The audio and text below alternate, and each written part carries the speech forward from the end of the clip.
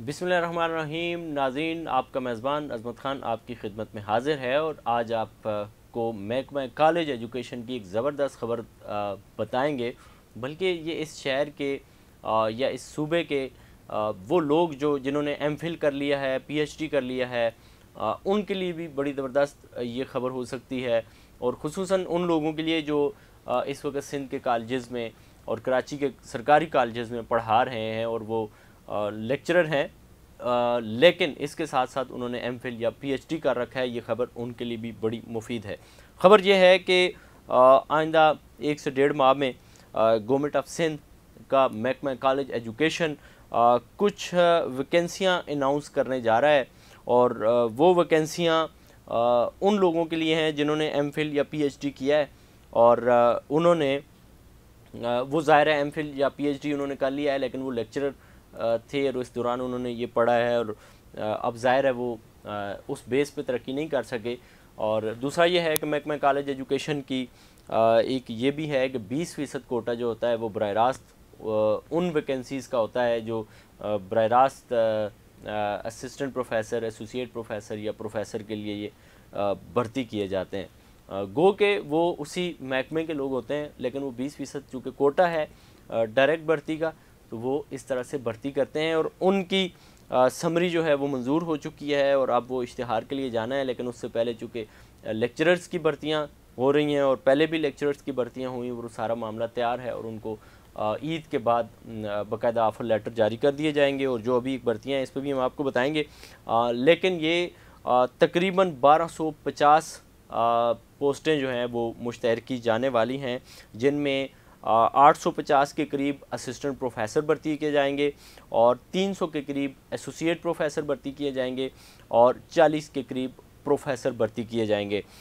ये सारे हज़रात वो होंगे जो इस वक्त महकमा कॉलेज एजुकेशन में आलरेडी तदरीस के फ़राइज़ अंजाम दे रहे हैं और इसके साथ साथ उन्होंने एमफिल या पीएचडी कर रखा है। ये असामियाँ जो हैं वो फुलफ़िल करने के लिए सारे इंतज़ामात तकरीबन मुकम्मल कर लिए जाएंगे। अच्छा, इसमें होगा ये कि अब जितने लोग ज़ाहिर लोग हो सकता है एमफिल या पीएचडी के ज़्यादा हों और वो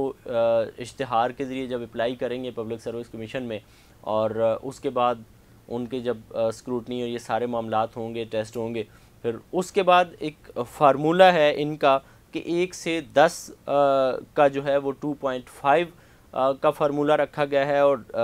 11 से 100 के लिए 3.5 का फार्मूला रखा गया है। उसके तहत जो लोग ऊपर होंगे फिर उनको direct assistant professor, associate professor या प्रोफेसर